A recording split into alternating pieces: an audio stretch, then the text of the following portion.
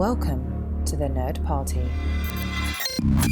Hi, this is Nick Anastasiou, lead editor and writer on Maul Shadowlord, and you're listening to Aggressive Negotiations.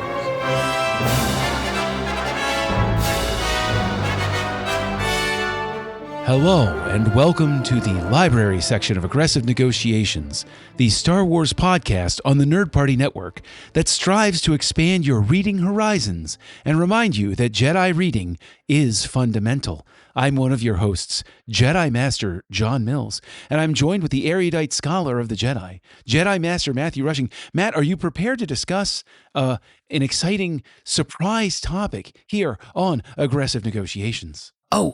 Yeah, sorry, John. I was just trying to be really quiet because the Jedi librarian just told me to shut up a few minutes ago. So sorry about that. But yeah, I'm actually really excited to talk about this. Do you think we could find maybe a room where we could talk a little bit louder for our, listeners? I'm glad you asked, Matt, because I don't want to balance this show in editing any more than I have to. So we'll start talking at normal volume now. And you know what? You can start leaving us reviews at normal volume in Apple Podcasts and give us a star rating and review, and go over to the socials and find us at the Jedi Masters on Twitter, and look for at Join Nerd Party on Twitter and the Nerd Party on Facebook and Instagram.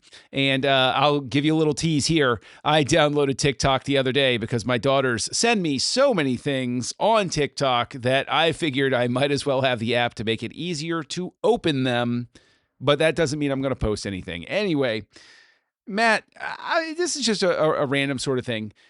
I was in a bookstore the other day. I know, knocked me over with a feather. They reopened a Barnes & Noble near where I hang out.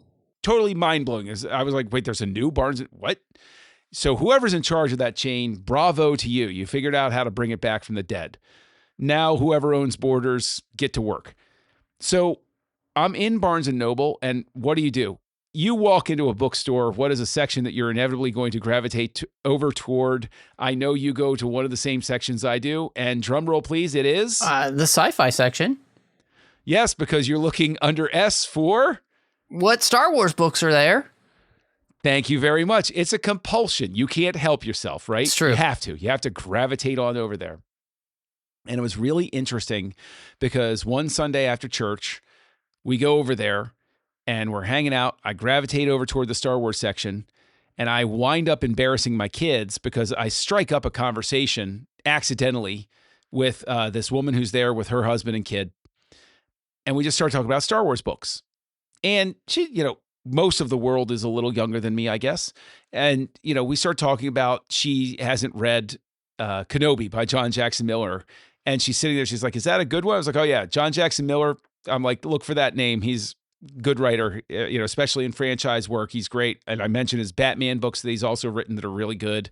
Batman Resurrection and Batman Revolution. Highly recommend them, everybody.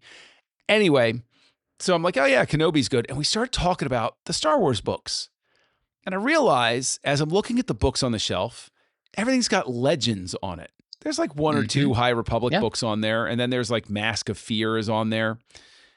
But almost everything is legends. And so my question to you is Star Wars publishing in trouble?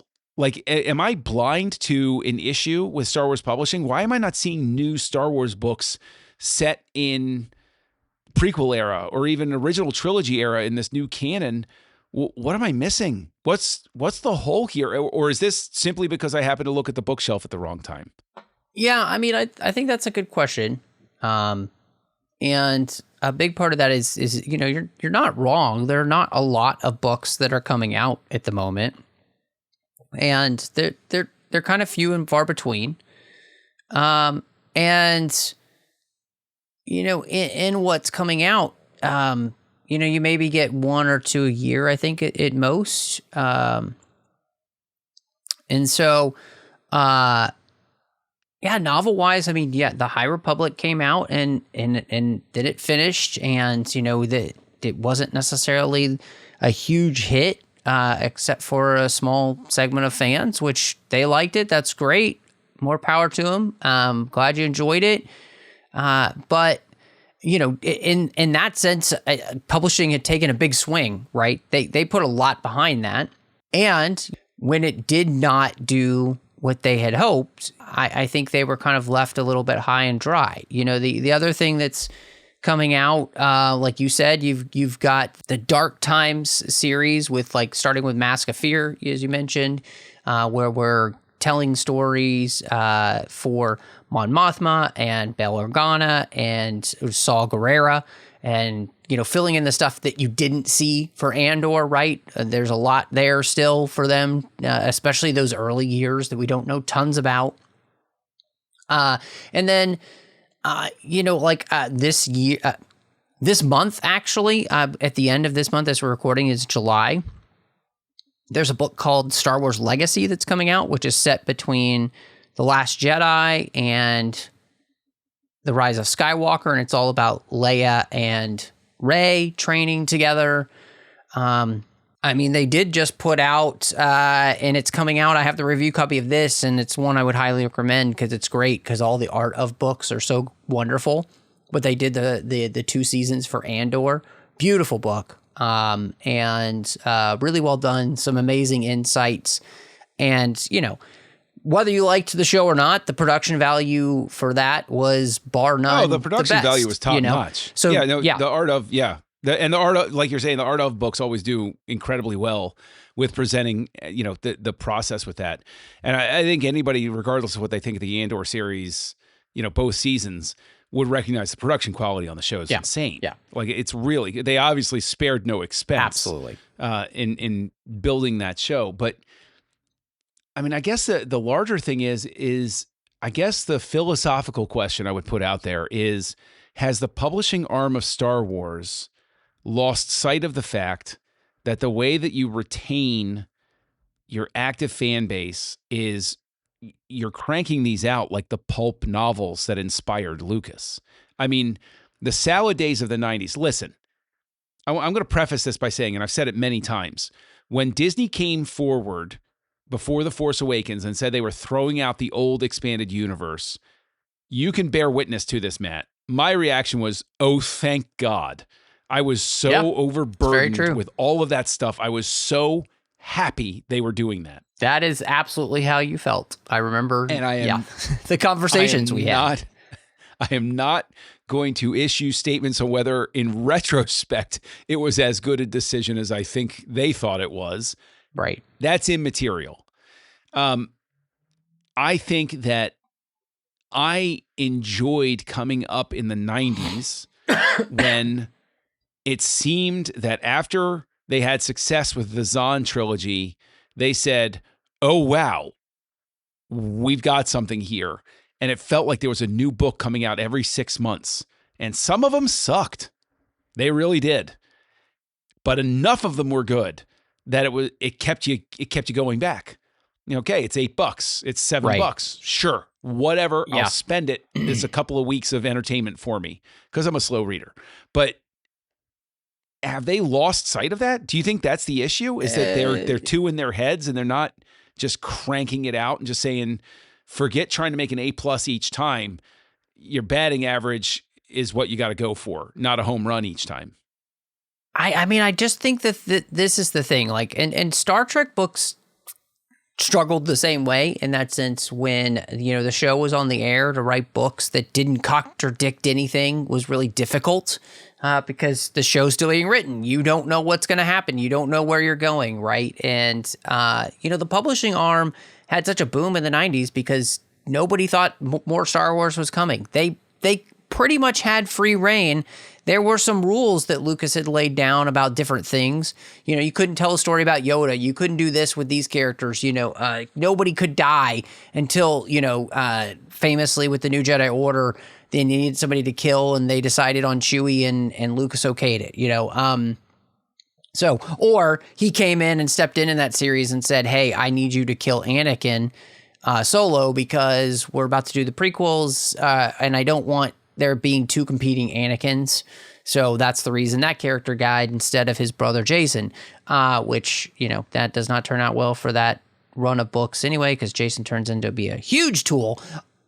That's not the point I'm trying to make. The point I'm trying to make is that... but let me interject. That feels really like Anakin could have done his grandfather's service by sort of repeating that, but hey. Yeah, exactly. You know. But I think, yeah, it really is this thing where they're so afraid not to touch on anything that it's hard to tell important stories. I mean, I think, some of our favorite books obviously were the Thrawn books that Zahn did, and the way he was able to tie all that together. There were some other books in the series earlier that I really liked, but it feels like, and this might be the thing, and I don't know, it's because, they're still so active in that time period, but there are stories, it seems like, in the prequel era to tell.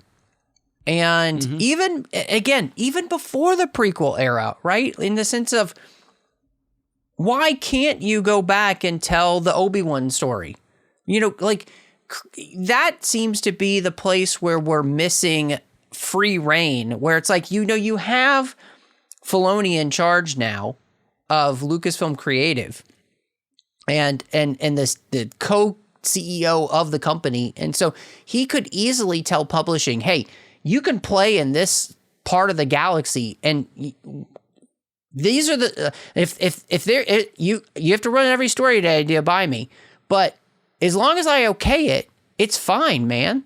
And just go play with it. And until I say no, yeah, enjoy yourselves. I don't understand why we're not doing that, because it feels like they keep trying to tell stories in places where it's difficult for them to get the okay to actually tell a good story there. I mean, so I don't know, man. It is a strange thing, because like when we did the Clone Wars saves, that helped save Star Wars. Publishing, I think, helped save Star Wars in the sense that it kept it alive for fans, and people of this generation don't understand what it was like to go into the bookstore and see that there was a new Star Wars book there, and realize that could be the only new Star Wars you ever get. Well, I can say that, and this will be a terrible way to put it, and people might groan, but sometimes the publishing could be the methadone to your heroin addiction. Because, you're like, okay, well, I can't get the real thing, so okay, I'll ride this out. But additionally, I want to go back to something you said where it's like, oh, it's hard to tell an important story. The stuff in the 90s and even the 2000s, when they were playing in the prequel era, they didn't worry about whether it was an important story or not. It was just about producing a story. You look at the Tales of the Empire or Tales of the Bounty Hunters series. None of those stories were particularly important. Right. Yeah. They were just there. And it was just to keep the franchise alive. And I think that what they're sleeping on is there is a tremendous opportunity with the Mando series telling side characters. You could have a Grief Karga series. You could have a Cara Dune series. You could have whatever you wanted. You know what? You don't get to make Rangers of the New Republic. Turn it into a book series. Yeah. Throw it out there. Do the book series thing. Have that do some of the lifting for the fans, and then just make the screen stuff accessible for everybody else, just like Lucas did. Where it was like, okay, the on-screen stuff is accessible for everybody, but then you and me, we could go to the bookstore and we could read Karen Travis's Clone series, which I really loved. It was really great. And, it's just it's one of those things where it's like, they're so precious about it. I think they just need to just loosen their sphincters and just let it go, man. Yeah, it's hard, man, because I think and maybe this will change. And I think that you bringing up this question is a really interesting thing, because I do wonder if this might change here as Filoni fully cements himself being in charge. I think it might be because he truly understands his vision for where the series is going, right? And the stories that he wants to tell and how it all connects in that sense. Like, I think that there is a possibility that we might be able to see more in the publishing rather than less because of that possibility, because he can okay certain stories without worrying about stepping on the toes of anything that is planned on coming up, right? Even if it's in his mind as like a 10-year plan, like that's the kind of thing I want to hit. So I don't want people touching that. But hey, this over here that people might have thought is going to be out of bounds, no, that's totally in bounds, So I do wonder, and that's the other thing, like, right, I've talked to enough of the tie-in authors on the Star Trek side to understand. I mean, for these guys to write a book, it takes a certain amount of time anyway, and then it's got to go through the editing process, and so you're talking like a year worth of work, and so now that Filoni is in charge, maybe this will be something that'll actually see a bit of a revolution, a bit of a resurgence, because they understand the stories they can tell, which I think would be great. I mean, like, because like you, I 100% love Star Wars books, right? Like, I have personally been rereading through the New Jedi Order series this year because I haven't read it since it came out. It's been a very long time, and it was just something I was like, you know what, I'm going to go back and reread that. So I've got the books for that. I've got the next series, which I think is Legacy of the Force, and then I've got Fate of the Jedi after that. And I'm like, yeah, I'm just going to go through basically the end of the Legends era and enjoy it. And like, I'm a little more than halfway done through, New Jedi Order. And for the most part, most of the books have held up and I've enjoyed reading them. And so, like, maybe that's why too, you go to the store, right? And, those books just continue to be popular. There's enough of them out there, for them to be popular, and they obviously still make enough money that they are, putting them out with a new cover, and because they've been redoing a bunch of those books with in the trade paperback format, because a lot of them just came out originally in the mass market paperbacks, which nobody buys anymore. Everything's trade paperback now, and so they, have a reason for people to come and pick them up again. And so I don't know, man. It does go to show though, those books that really stuck with fans then, it's interesting to see them still stick with fans now. Yeah. And I think that the last call I would make is that fans themselves need to unclench their sphincters about continuity, because first and foremost, there were problems with original EU continuity all over the place. It was one of the things that got tiring for me, was caring one way or the other. But like, even when continuity got overwritten by something on screen, that's what people really need to just step back from. Because I could talk about, you mentioned the Zahn trilogy, Sparty cylinders. Look those up, kids. Like, the whole history of the Clone Wars was completely different in your head before 100%. Lucas came back to it. 100%. I always complain about Boba Fett's history, or the Mandalorians, or the history of the Jedi, or anything, even number of things. And then you bring in, you've been on rereading the New Jedi Order, and you're going on Legacy of the Force and everything. My whole thing is I've been rereading the graphic novels, or the graphic trade paperbacks, the series collections and stuff like that. And it's fascinating to me because there are so many great ideas just in those that you could mine. And I'll tell you, Star Wars Legacy, which was its own series. Oh, yeah. I remember that. Yep. I read the whole thing, man. Comics. Yep. And it kills me because what they've done on screen means that they can't possibly really adapt it unless they go back and retcon the idea that Luke had a kid we didn't know about by the time we met Rey. Yeah.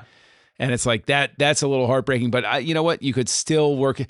Although they'll never work in Mara Jade, because it seems like Lucas, that was the one thing he dug his heels in on. Yeah, he seemed to really hate her. Maybe we need to look up if his heart was broken by a redhead at some point in the past. Possible. Maybe that's the problem. Yeah. Maybe if we change Mara Jade to a brunette, we can get her through the process here. Let's Could discuss be. this I don't know, offline, man. That sort of thing. But, Matt, if people want to discuss any other type of hair color that Mara Jade could have to get her worked back into continuity, where could they find you online? Well, you can find me all over the place on social media under the name Matt Rushing02. Here on the network, did a show called Outpost about every single chapter of the Harry Potter series. TFM Network, got a bunch of shows talking about Star Trek with my good friend Chris Jones, and then I'm over there as well in the 602 Club talking about all the franchises we love outside of Star Trek. But John, if people wanted to talk about like what you're reading next, and maybe, I don't know, maybe even get a hint about what might be coming up here soon on Aggressive Negotiations, where could people find you? Well, gosh, you can find me as Kessel Junkie on your social network of choice. I'm most active on Goodreads and Letterboxd because books and movies are what I love. And you can find me here on the network co-hosting a show called House Lights with Tristan Riddell and Darren Moser, where I educate them on film technique, film process, and film history. It's really a masterclass that I offer to the two of them because it's all about walking them through so that they understand what's happening. Very, very difficult task, but I'm pleased to do it. Matt, at this point, though, I realized that I did not turn on the dehumidifier, so all of my books back at the temple are starting to wilt from the humidity on Coruscant. So I think it's time to close these negotiations. John, negotiations are closed. Join the revolution. Join the Nerd Party.